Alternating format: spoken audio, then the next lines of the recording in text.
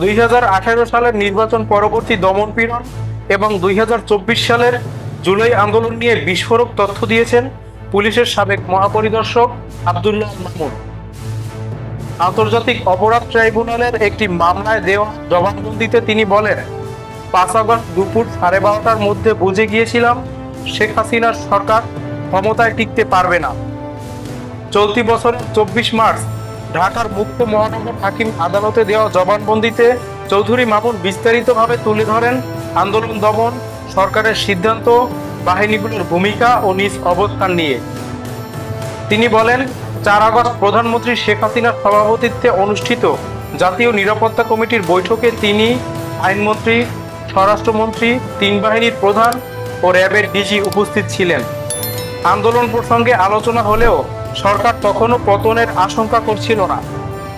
পরে রাতেই আরেকটি বৈঠকে সরকার আন্দোলন ঠেকাতে কৌশল নির্ধারণ করে। 5 আগস্ট সকাল পর্যন্ত পুলিশ অবস্থান ধরে রাখলেও দুপুর নাগাদ দেখা যায় উত্তরা ও যাত্রাবাড়ি দিয়ে লাখো লাখো মানুষ ঢাকায় প্রবেশ করছে। সেনাবাহিনী বাধা দেয়নি, বরং মাঠ পর্যায়ে সেনা সদস্যরা আন্দোলনের পক্ষেই ছিলেন। মামুন বলেন, দুপুর 1টার মধ্যে রাজধানী জুড়ে জনতার ঢল নামে। তখনই তিনি নিশ্চিত হন সরকার আর টিকবে না। পুলিশের বিশেষ শাখা এসবি সূত্রে তিনি জানতে পারেন প্রধানমন্ত্রী পদত্যাগ করেছে। তিনি আরো জানান, বিকেলে শেখ হাসিনা কোথায় যাচ্ছেন তা না জানা গেলেও তিনি নিজে হেলিকপ্টারে করে সেনাবাহিনীর অফিসার্স মেসে আশ্রয় নেন।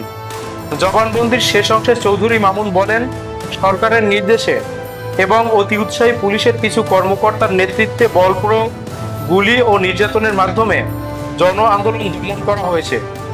এতে বহু মানুষ আহত ও নিহত হয়েছেন।